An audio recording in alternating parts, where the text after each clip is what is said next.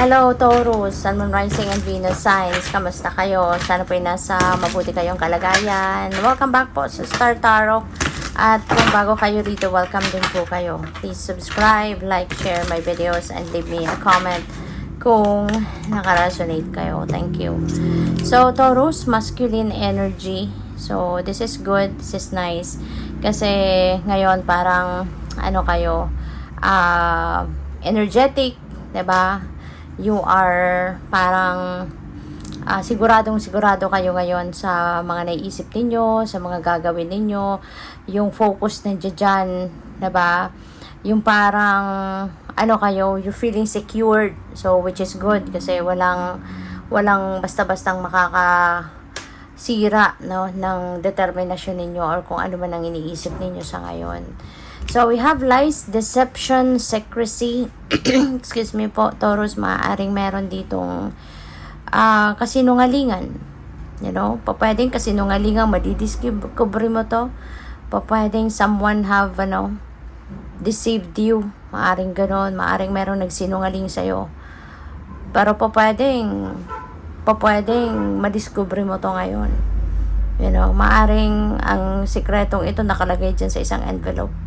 Maaring mahahanap mo, makikita mo yung envelope na yan, mabubuksan mo at madidiscover mo kung ano tong mga panlolokong ginagawa sa'yo or kasinungalingan, 'di ba, sa'yo ng ibang tao.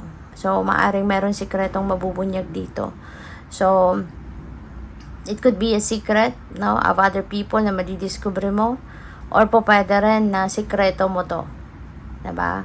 Pwedeng sikreto mo to na mabubunyag, pwedeng sikreto mo to na pwedeng magsasabi ka na ng totoo. No? Pwedeng ganun din ang ganap. So, depende sa inyong sitwasyon.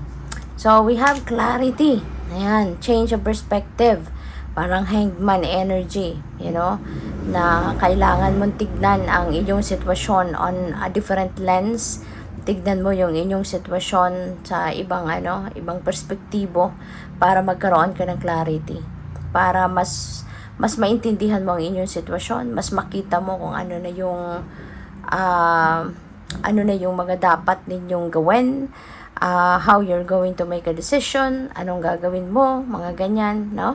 So, that's really good. So, tignan natin ano pa ang ganap. And by the way, maraming salamat muna for subscribing. And if you haven't subscribed yet, subscribe na kayo. And also, maraming salamat din for not skipping the ads. Malaking bagay po yan sa akin. And also, please click the join button sa baba ng video kung gusto po ninyo na mag-join kayo sa membership.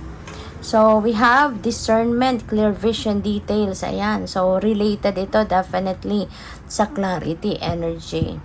You know, finally, you will be able now to discern, to make a decision, to have a clear vision sa sitwasyon ninyo. Okay? So, magiging magiging discerning ka na sa ngayon. You are definitely going to have a clear vision sa ngayon. Kasi maaaring magkakaroon ka na ng bagong perspective. Maaaring magkakaroon ka na ngayon ng clear vision of what you are going to do.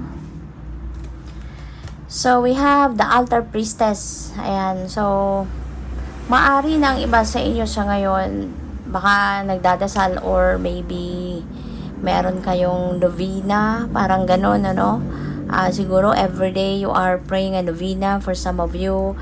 Ang iba din sa inyo, maaaring lagi talaga kayong nagdadasal, maaaring meron kayong place, no? May altar kayo na talagang doon kayo nagdadasal, or maybe you are visiting may nakikita ko yung parang chapel, no? Parang yung itsura ng isang chapel, pwedeng adoration chapel ito. Maaring yun ang place ninyo, no? Maaring binibisita ninyo at doon kayo nagdadasal. For others of you, pwede rin na you are performing a ritual. Baka meron kayong mga ritual ceremonies na ginagawa. What else? We have, pwede, no? Yung sacred ritual na yan. Pwedeng ritual na ginagawa mo para sa sarili mo or pwedeng para sa iba, no? We have Swan Queen transformation. So, may pagbabago na magaganap. Meron kayong sitwasyon siguro dito that you are going to to change sa buhay mo. Pero ang maganda rin dito, no, this is good, this is nice as well, na sa pagbabagong ito, ginagabayan ka ng divine, kaya pinapaalala din sa inyo na makinig ka sa iyong intuition, kasi you are being sent intuitive messages, guidance dito to guide you on how you're going to carry out this change, inaanyayahan ka din dito na maging patient ka, magpasensya ka, kasi alam naman nating lahat na hindi lahat ng gustuhin natin nangyayari sa timeline at sa form na gusto natin mangyari ang mga bagay, diba? Kaya you also need to be patient. Okay? So you're also being sent here to be patient. So tignan natin kung ano pa ang ganap dito for Taurus.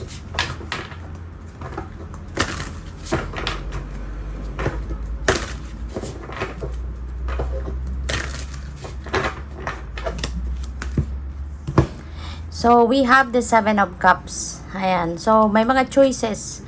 May mga pagpipilian. Maaaring, pwedeng opportunities, no? This could be various opportunities na maaaring pagpipilian ninyo.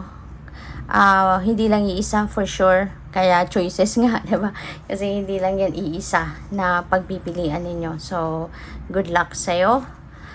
We have strength. Ayan, Angel of Courage. Ayan, so maaring itong kailangan din ninyong gawin sa ngayon, magpakatatag, tibayan ninyo ang inyong loob, lakasan ninyo ang inyong loob, yung ganyan, at kayo, tawag dito, lakasan ninyo yung inyong kalooban dito, maging courageous para makayanan ninyong harapin ang mga problema, makayanan ninyong harapin ang mga challenges, sa buhay ninyo, kasi wala namang smooth journey talaga.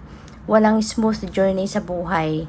Laging meron at merong mga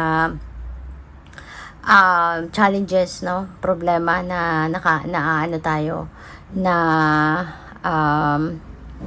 nai-encounter at some point sa buhay natin. Kaya kailangan lang natin na tatagan ang ating loob. Kasi unang-una, hindi rin naman yan ibibigay sa atin na problema yan, na challenge na yan, kung hindi yan para sa atin, kung hindi natin kayang panindigan yan, kung hindi natin kayang solusyonan yan, diba? At kung hindi natin kaya, hindi yan ibibigay sa atin ng divine. Kaya kailangan lang na maging matatag. Okay? At makakayanan mo din yan malagpasan.